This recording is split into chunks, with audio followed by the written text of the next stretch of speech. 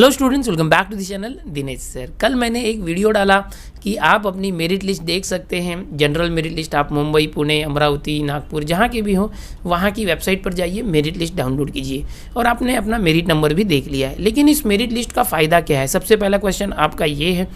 दूसरा, ये जो मेरिट लिस्ट है इसमें इतने ज़्यादा मार्क्स 500 मार्क्स दिख रहे हैं, इसके ऊपर भी बच्चों ने सवाल उठाए, ये पॉसिबल है क्या? क्योंकि गूगल पर इसका नाम नहीं दिख रहा वगैरह। और तीसरा कि एक ही मार्क्स के ऊपर बहुत सारे बच्चे हैं, जैसे 498 मार्क्स पर बहुत सारे, यहाँ पर लगभग 5 बच्चे हैं, तो किसी का नाम नीचे किसी का ऊपर क्यों है? किसी का मेरिट नंबर 3 है तो किसी का A7 क्यों है, जबकि दोनों के मार्क्स सेम है। तो ऐसे बहुत सारे कमेंट आप लोगों ने मुझे कल से अभी तक डाले हैं। तो ये जो कॉमन कमेंट्स हैं इनके जवाब टाइप करने से देने से अच्छा मैं ये वीडियो बना के आपको दे रहा हूँ ताकि आपको डिटेल में पता चले। तो यहाँ मैं डिस्प्ले कर रहा हूँ आपको सारी चीज़ें, और भी मैं जूम करता हूँ ताकि आपको अच्छे से दिखाई दे। ये जो मेरिट लिस्ट आई है बच्चों, यहाँ पर सबसे पहला सवाल आपका है कि क्या ये पॉसिबल है कि 500 मार्क्स किसी को मिला हो, 500 में से 500 बेस्ट ऑफ 5 में, या 100% मार्क्स। तो बच्चों आपको बता दूं ये पॉसिबल है। 499 भी पॉसिबल है, 498 सबके सब मार्क्स पॉसिबल है महाराष्ट्र बोर्ड में। क्यों पॉसिबल है?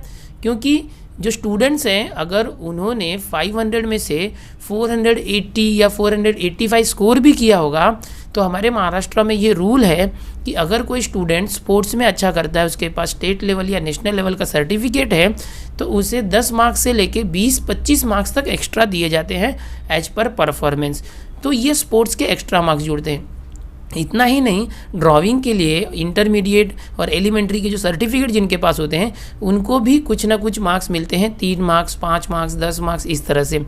तो इस तरह से बहुत सारे अलग अलग एक्टिविटीज़ है जिसमें स्टेट लेवल या नेशनल लेवल स्टूडेंट्स अच्छा परफॉर्म किए होते हैं, स्पोर्ट्स हो गया, ड्राइंग हो गया, उनको एक्स्ट्रा मार्क्स मिलता है। तो सपोज किसी स्टूडेंट ने 485 मार्क्स स्कोर किया होगा 500 में से बेस्ट ऑफ 5 में, और उसे स्पोर्ट्स के 20 मार्क्स मिले, तो उसका टोटल मार्क्स जो है 505 हो जाता है।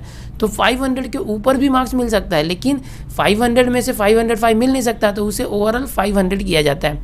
या किसी स्टूडेंट ने 485 मार्क्स स्कोर किए हैं और उसे 14 मार्क्स मिल गए हैं स्पोर्ट्स में, 14 मार्क्स, तो उसका टोटल हो जाता है 499। तो इस तरह से जो स्टूडेंट्स हैं वो इतने ज़्यादा स्कोर करते हैं। तो कुछ बच्चों ने मुझे लिखा है कि ये इन्होंने कॉपी करके लाया गया, ऐसा कुछ नहीं है, उन्होंने मेहनत करके लाया है, बराबर से बराबर मार्क्स है।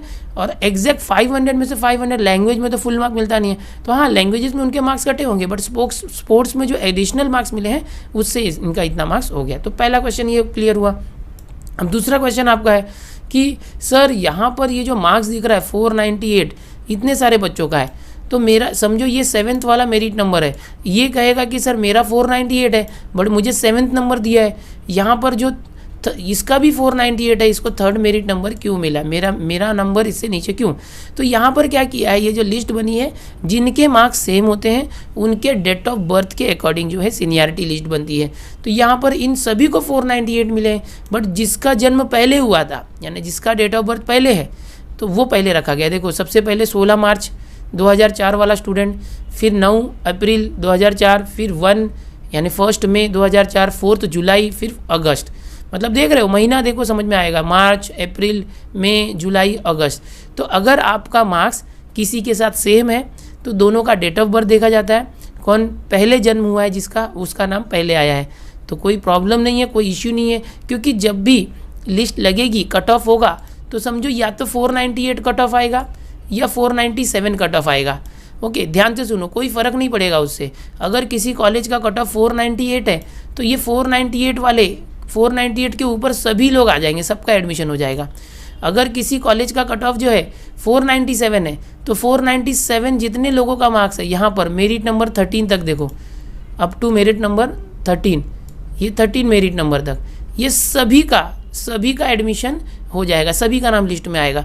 ऐसा नहीं होगा कि यहाँ पर मेरिट नंबर 11 पर रुक गया तो मेरिट नंबर 11 पर 497 जिसको इसको एडमिशन मिल गया और मेरिट नंबर 13 पर 497 को एडमिशन, ऐसा नहीं करेंगे। समझ में आ रहा है? इसलिए कोई इशू नहीं होगा अगर आपका सेम मार्क्स है। अब ये 497, आप बोलोगे मेरा इतना तो है नहीं, मेरा तो 300 है, तो ये सभी के लिए सेम है आपके मार्क्स। यहाँ एग्जाम्पल लिया मैंने। तो किसी भी कॉलेज का कट ऑफ लगेगा तो समझो कि अगर वो 496 पर बंद होता है, एग्जाम्पल दे रहा हूँ मैं सिर्फ, तो यहाँ पर 496 लास्ट नंबर क्या है देखो 21, तो ये 496 के ऊपर जितने भी लोग हैं सबको एडमिशन मिलेगा। तो इससे कोई फ़र्क नहीं पड़ता कि आपका सेम मार्क्स होने से आपका नाम नीचे है या ऊपर है। बहुत से बच्चे मुझे कमेंट कर रहे थे कि सर ये जो डिटेल मेरिट लिस्ट है ये डाउनलोड नहीं हो रही है, तो इसकी डाउनलोड की लिंक मैंने इस वीडियो के डिस्क्रिप्शन में दी है, वहाँ से जाके आप जो है इसको डाउनलोड कर लो। हर एक डिवीज़न का दिया है, मुंबई, पुणे, नासिक, अमरावती, औरंगाबाद, नागपुर सभी का दिया है, तो आप वहाँ से डाउनलोड कर लो।